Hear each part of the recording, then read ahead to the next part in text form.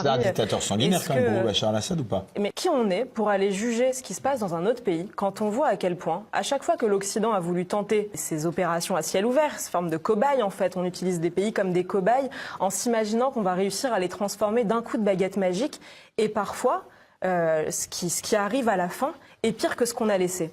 Comme si demain la Syrie allait devenir le Danemark ou une démocratie suédoise. Je pense qu'ici vous êtes assez lucide pour ne pas tomber dans ces illusions. Moi, j'ai vu ce qu'était devenu la Libye. J'ai vu ce que la chute de Kadhafi avait provoqué, c'est-à-dire au départ de l'espoir, de se dire Kadhafi allait tuer des milliers de gens, donc une forme d'espoir de ça peut pas être pire. Et puis finalement, on s'aperçoit d'une situation où c'est pire. Quand j'étais en Libye, c'était en 2018, ils avaient recréé un marché aux esclaves. J'avais prévenu, n'est-ce pas? J'avais dit que l'Europe occidentale n'est pas un continent et que le désordre qu'ils créent va retomber sur eux. Les récents mouvements en Syrie ont suscité un sentiment partagé sur les responsables de l'Union européenne. D'un côté, bien évidemment, ils espèrent que les Syriens qui avaient trouvé refuge en Europe en 2015 pourront bientôt rentrer dans leur pays. La bonne blague, la trop bonne blague. Et de l'autre côté, il y a beaucoup qui redoutent qu'après la chute de Bachar al-Assad, une nouvelle escalade de la guerre civile ravive les tensions. Et une crise migratoire semblable à celle survenue il y a 9 ans pourrait alors se reproduire. Je l'avais dit. Anticipant de possibles complications, les États membres de l'Union européenne sont en train de durcir leurs conditions d'accès au statut de réfugié en réévaluant les méthodes mises en place récemment pour contenir l'immigration clandestine. Et parmi les djihadistes impliqués, certains seraient d'origine française. Oui, parce qu'il faut qu'on le dise. J'avais déjà partagé ça. Dans la sphère politique occidentale, aucun leader influent n'a caché sa satisfaction face au changement de régime en Syrie. Le président Emmanuel Macron a résumé ce sentiment dans un message publié où il dit « L'état de barbarie est tombé, enfin ». Avec la chute de Assad, le risque terroriste en France s'intensifie. Point. Les dirigeants de l'Europe de l'Est, quant à eux, ils voient un signe de faiblesse de la Russie. Le premier ministre polonais Donald Tusk a interprété les événements syriens comme une preuve que même les régimes les plus solides peuvent vaciller. Et donc dans un message sur X, il a écrit « Ce qui s'est passé en Syrie rappelle au monde ou devrait le rappeler que même les régimes les plus brutaux peuvent s'effondrer et que la Russie et ses alliés ne sont pas invincibles. » J'espère qu'il se relira et qu'il va appliquer cette réflexion à l'Occident et à son propre camp. Comme ils ont l'habitude de se dissocier des événements là, de ne pas se sentir concernés. Donc, même les régimes les plus brutaux peuvent s'effondrer. Les États-Unis et ses alliés ne sont pas invincibles. J'espère qu'il va se relire. Bref, malgré ces prises de position, les gouvernements occidentaux semblent davantage préoccupés par une répétition des flux migratoires de 2015. Ils ont peur de l'arrivée massive de migrants, parfois très forts au combat, parfois aguerris, d'anciens militaires sur le terrain et qui maîtrisent des armes, des explosifs et n'ont absolument pas peur de la violence. Là maintenant, il y a même les mafias qui sont en train d'essayer de recruter des hommes de main un peu de partout. Les affrontements en Syrie depuis un moment déjà avaient atteint un niveau d'intensité inouï. Les forces anti-Assad avaient d'abord progressé avant que l'intervention russe ne permette au régime syrien de lancer une contre-offensive. Et il y a eu de violents affrontements qui ont eu lieu à Alep. Et en conséquence, des milliers de Syriens avaient déjà commencé à fuir vers l'Europe en automne, cherchant à échapper à la guerre, aux groupes islamistes et à la crise humanitaire dévastatrice. Ces réfugiés ont été rejoints par d'autres personnes venues du Moyen-Orient et d'Afrique. Toujours des zones où ces gars ont créé la guerre, comme par exemple les Soudanais qui fuient aussi pour chercher de meilleures conditions. Les répercussions de cette nouvelle vague migratoire s'annoncent difficiles à maîtriser. Bien que la Turquie ait accueilli 4 millions de Syriens dans les camps financés par l'Union européenne, il y a une grande partie des migrants qui continuent à rejoindre les pays européens, ce qui aggrave les défis déjà existants en matière d'intégration et de sécurité. Le dimanche 8 décembre 2024, Damas est tombé. On l'a vu. Bachar al-Assad a quitté le pays. Dès le lendemain, la Turquie a immédiatement réouvert le poste de contrôle de Yaladagi. C'est un poste situé à la frontière avec la Syrie, tout simplement, pour empêcher les Syriens de passer. Le président turc Recep Tayyip Erdogan a déclaré que les réfugiés syriens commençaient à regagner leur pays. Toutefois, ce semblant de retour évolue à un rythme extrêmement lent. Par ailleurs, les rapports indiquent que certains réfugiés prennent des directions opposées, cherchant à se rendre dans les pays voisins comme le Liban et la Turquie elle-même, tout simplement. Ces mêmes rapports suggèrent que les minorités religieuses, c'est-à-dire alaouites, chrétiennes, druzes et yézidis, figurent majoritairement parmi ceux qui fuient. Les minorités religieuses syriennes, voilà, je précise. Et tous ces réfugiés-là, tous ces minorités religieuses sont extrêmement sceptiques face aux promesses des islamistes au pouvoir qui assurent vouloir éviter des massacres, alors qu'ils ont déjà été visés dans le passé de plusieurs massacres religieux, justement. Petite pause. Sachez que vous pouvez souscrire à la chaîne pour moins de 3 € et moins de 10 €. La souscription de 3 € vous donne accès à une analyse de l'actualité exclusive. Et avec celle de 10 €, en plus de l'analyse exclusive, vous aurez droit à un documentaire hebdomadaire. Tous les membres de la chaîne peuvent rejoindre le groupe Telegram où j'ai déjà partagé plus d'une centaine de vidéos qui ne sont plus disponibles. De quoi bien vous occuper.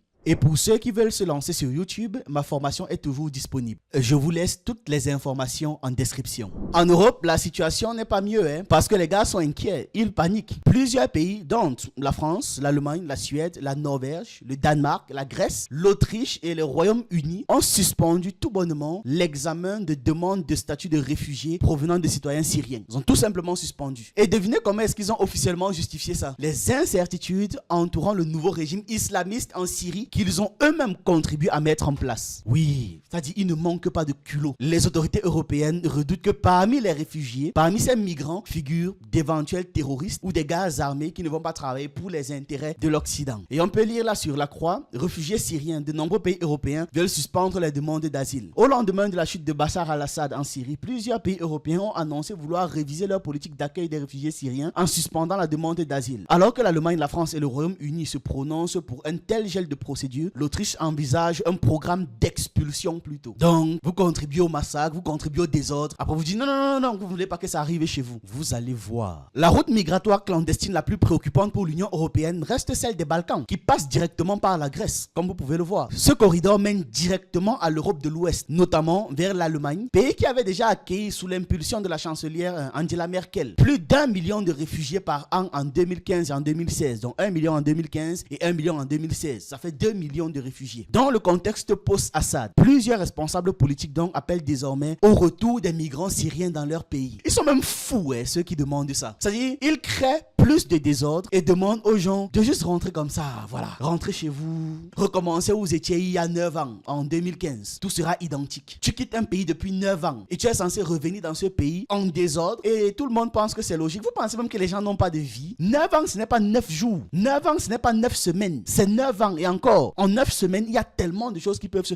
Même en 9 jours. Même en 9 jours, tu peux quitter un pays et revenir. La situation est invivable. Il faut qu'on explique aux gens que 9 ans, ce n'est pas 9 heures. Des gens ont déjà rebâti des vies. Oh, rentrez chez vous. Vous pensez que les gens n'ont pas d'espoir aussi? N'ont pas de rêve? N'ont pas d'aspiration? Donc, ça comme ça, tout le temps ballotté entre une guerre et une autre. Si 8 millions de Syriens sont déjà partis sous le régime de Bachar al-Assad, il est possible qu'il y ait des départs de gens qui étaient proches du régime, qui peuvent se sentir à juste titre menacés par les islamistes, tout comme certaines minorités. Malgré l'absence de gouvernement en France, le ministère de l'Intérieur démissionnaire a annoncé travailler sur une suspension des dossiers d'asile en cours provenant de la Syrie, selon une source proche du Figaro. Et voici le communiqué officiel de la France. République française, communiqué de presse, situation en Syrie. OFPRA suit attentivement la situation en Syrie. Comme toujours, en cas de situation évolutive dans un pays d'origine de demandeurs d'asile, cela peut conduire à suspendre provisoirement la prise de décision sur certaines demandes d'asile émanant des ressortissants syriens en fonction des motifs évoqués. 4465 demandes d'asile ont été introduites à l'OFPRA par des ressortissants syriens en 2023 et environ 2500 depuis le début de 2024. Aujourd'hui, environ 700 demandes, mineurs inclus, sont toujours en cours de traitement à l'office. Voilà comment est-ce que ces gars se comportent. Voilà, on le voit. Il y a même Jens Spahn, le vice-président du groupe CDU-CSU à Bundestag, qui a proposé de financer des vols pour tous ceux qui souhaitent retourner en Syrie en offrant une aide de 1 000 € par personne.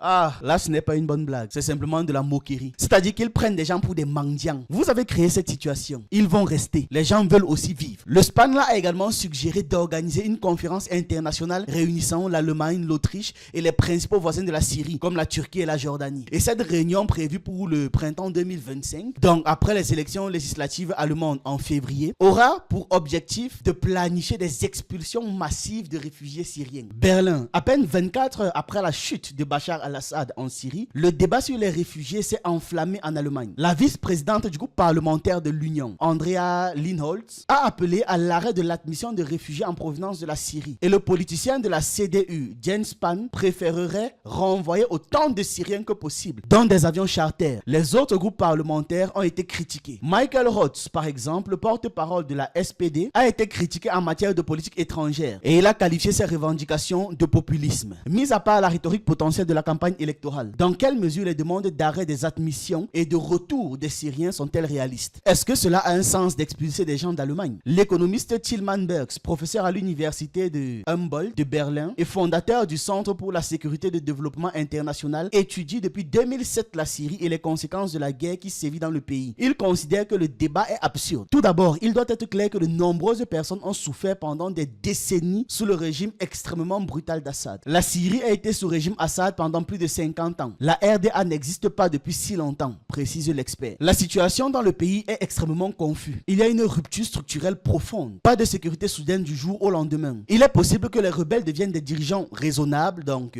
qui servent l'Occident. Mais les rebelles peuvent aussi devenir des dictateurs. Voilà. Donc manière de dire qu'ils ne peuvent pas de toute façon les chasser parce que ce n'est pas en arrivant là-bas que leur situation sera arrangée. En gros, c'est ça qu'il explique. Et tous ces gars-là sont même en train de parler, de bavader, d'expliquer ce qu'ils veulent. Qui leur a dit que les migrants veulent quitter l'Union européenne? Même si on leur propose une paix durable en Syrie, qu'est-ce qu'ils disent qu'ils vont aller s'installer là-bas? Il y a beaucoup d'entre eux qui ne veulent pas changer leur vie qu'ils ont déjà en Europe, où ils ont déjà travaillé dur pour rebâtir une vie pendant 9 ans. Pas 9 heures, pas 9 jours, pas 9 mois. 9 ans contre un retour en Syrie, dans un pays qui est appauvri, marqué par des séquelles de guerre et j'en passe, encore en proie à toute sorte d'instabilité et au fait qu'à tout moment, les rebelles peuvent décider de changer d'avis. L'Autriche, qui a été citée parmi les participants potentiels de la conférence, joue un rôle central dans la gestion de la route balkanique de l'immigration clandestine. Vraiment, les gars sont importants pour ce tronçon. Le passage qui traverse son territoire présente une des principales voies pour atteindre l'Europe occidentale. Et je répète, les gens vont traverser ça. Ceux qui fuient, ceux qui veulent passer le fond pour leur vie. Et on doit se mettre en tête que ces gens sont bien plus importants et souffrent bien plus que ceux qui prétendent les aider en ayant créé le désordre dans leur pays. Ça m'amène à penser que l'espace eurasiatique, favorable à un monde multipolaire, va devoir revoir en profondeur son approche des relations régionales et internationales. L'époque des compromis et des tentatives de rallier les autres à la multipolarité, de ramener ceux qui cherchent à jouer sur plusieurs camps l'air révolu. La priorité doit être dorénavant donnée aux véritables défenseurs d'un ordre mondial multipolaire, porté principalement par la Russie et la Chine. Les récents événements au Moyen-Orient, notamment en Syrie, ont servi de leçon aux acteurs comme la Russie, l'Iran et la Chine. Ils mettent en évidence la nécessité de rompre avec les pays qui ne partagent pas pleinement cette vision-là de monde multipolaire. C'est essentiel quand même d'arrêter d'investir des efforts inutiles pour pouvoir convaincre ceux qui prétendent soutenir la multipolarité, mais seulement de manière opportuniste, parce qu'ils restent profondément liés aux idéaux occidentaux. Les agents doubles, là. Le grand espace eurasiatique aligné sur l'ordre mondial multipolaire doit désormais se recentrer sur la coopération entre ses véritables alliés et ses véritables partenaires stratégiques. Cette dynamique devrait s'appuyer principalement sur des structures comme l'Organisation de coopération de Shanghai et les BRICS. Les relations avec les États qui cherchent encore à maintenir des positions ambiguës vont devoir être réévaluées. La coopération avec ces derniers va devoir strictement se limiter aux aspects économiques et commerciaux, et ce à condition même que ça serve les intérêts de Moscou, de Beijing et de leurs alliés, sans engagement dans les domaines sécuritaires, géopolitiques ou encore stratégiques. Donc juste, on achète, on vend, point. On fait le commerce, pur bayam salam de base. On n'est pas obligé d'être amis pour ça. Pour un pays comme la Turquie par exemple, je pense que c'est évident que seuls les projets à caractère purement économique et commercial devraient intéresser la Russie et la Chine ou encore les pays de l'AES. Il n'y a plus aucune nécessité de prendre en compte les préoccupations du gouvernement d'Erdogan. Aucune. On a vu son rôle. La même approche doit s'appliquer au Moyen-Orient, où les États comme le Qatar doivent être traités pour ce qu'ils sont réellement. Des micro-États aux ambitions démesurées qui n'hésitent pas à soutenir financièrement des groupes extrémistes. Ils doivent être traités comme ce qu'ils sont, c'est tout. Leurs actions représentent quand même des menaces sécuritaires majeures, non pas seulement pour la Russie et la Chine, mais aussi pour plein d'autres nations en Eurasie. Beaucoup de nations sont en danger à cause de ces gars. De manière plus générale, en ce qui concerne le Moyen-Orient, il est temps de prendre ses distances avec des problèmes propres à cette région. Beaucoup de gens dans le monde arabe n'ont toujours pas tiré les leçons de la révolte du printemps arabe et persistent à alimenter les conflits interethniques, interreligieux dans leur propre sphère parce qu'ils sont incapables de percevoir la mutation dont ils sont victimes. Et bien évidemment, ils ne voient pas non plus leurs véritables instigateurs, ceux qui sont derrière là, qui manipulent tout ça, en l'occurrence la CIA et le MI6. Kadhafi avait tellement prévenu par rapport à ça, mais rien n'a été fait pour empêcher. Et même les pays en Afrique sont concernés. Après l'élimination du peuple palestinien, ce sera au tour du peuple syrien, du peuple libanais, du peuple égyptien et du peuple jordanien. Puis commencera la ruée vers la Mecque et Médine. Nos frères seront expulsés de leurs palais climatisés. Ils abandonneront leurs luxueuses voitures américaines. Et ils monteront sur des ânes et des chameaux pour fuir le train de la mort. Puis ils entreront dans le désert. Ils boiront de l'eau de mer, ceux qui pourront aller jusqu'à la mer. Il n'y aura pas de rive sûre, car les Israéliens arriveront en Égypte. L'armée israélienne arrivera en Égypte, tôt ou tard. Peu importe le temps que cela prendra, il faudra occuper la vallée du Nil. C'est l'objectif du projet israélien. La vallée du Nil. Ô enfants d'Israël, ton pays est du fleuve Euphrate au Nil. Soyez assurés, le danger israélien ne se limitera pas à ceux qui vivent entre l'Euphrate et le Nil. Mais les pays en dehors de ces lignes seront aussi inquiétés. La Tunisie devra se soumettre à la domination sioniste malgré eux. L'Algérie devra se soumettre. Et le Maroc devra se soumettre à la domination sioniste malgré eux. Ils devront se soumettre. Ils croient tous que les ambassades israéliennes vont les protéger. Elles ne vous protégeront pas. Et c'est même un prélude à la mort. C'est un prélude au danger.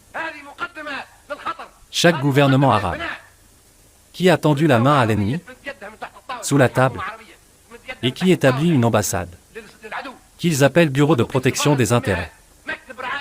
Mais quelle protection quand il y en a un qui a un couteau, et l'autre est désarmé? Des intérêts? Mais quel intérêt pour la Libye à Tel Aviv? Quels intérêts de la Tunisie, de l'Algérie, de Oman à Tel Aviv? Il est donc préférable de laisser cette région suivre son propre chemin, marqué par le chaos largement imposé par les Anglo-Américains, ainsi que les régimes comme ceux d'Israël, de la Turquie et du Qatar. Avec la disparition du panarabisme, cette page est définitivement tournée. Ni la Russie, ni la Chine, ni l'Iran ne doivent chercher à ressusciter une quelconque union entre les nations arabes. En revanche, l'Afrique, et particulièrement l'Afrique subsaharienne, apparaît comme un espace porteur d'opportunités. Et on doit lutter pour. Contrairement à une partie du monde arabe, la jeunesse africaine a clairement compris les enjeux d'aujourd'hui. Il faut croire que, après avoir subi une triple colonisation, le réveil est obligé d'être brutal. On est obligé d'être éveillé sur ces notions. Donc cette Afrique dynamique représente sans contestablement un avenir et devrait constituer une priorité stratégique pour les politiques extérieures de la Russie et de la Chine. Parce qu'on a besoin d'un soutien massif pour pouvoir sortir de ces charognards qu'on appelle l'Occident. Les erreurs du passé récent ne doivent plus être répétées et les trahisons ne doivent plus être tolérées. Mais est-ce que ça signifie que Moscou et Pékin doivent trahir leurs partenaires ambigus et déloyaux? Pas nécessairement, non. L'accent doit être mis exclusivement sur le renforcement des liens véritables avec les alliés partenaires stratégiques, vous voyez, que ce soit en Eurasie, en Afrique ou encore en Amérique latine. Ceux qui démontrent sincèrement leur engagement envers l'ordre multipolaire. C'est aussi simple que ça. Quant aux semi-partenaires là, voilà, ceux qui vacillent, et aux alliés douteux, lorsqu'ils vont subir le coup de leur propre soutien, c'est-à-dire les mêmes gens qu'ils refusent de quitter, quand ces gars-là vont les frapper parce que personne n'est l'ami de l'Occident, il ne faut pas qu'ils s'attendent à ce que les gens viennent les sauver. Même s'ils implorent l'aide, il ne faut pas qu'ils s'attendent à ça. Parce qu'ils voient l'histoire, ils étudient l'histoire, tous sont au courant de ce qui se passe. Parce que là, il s'agit avant tout de ne plus gaspiller d'énergie, ni d'efforts, ni de temps avec ceux qui prétendent vouloir rejoindre un monde multipolaire tout en continuant d'œuvrer dans les intérêts de la minorité occidentale. C'est comme ça qu'il faut fonctionner tout simplement. À un moment donné, il faut être tranchant. Voilà, c'est ce que j'avais à partager avec vous dans cette vidéo. J'attends vos avis et vos analyses en commentaire et on se retrouve une prochaine fois.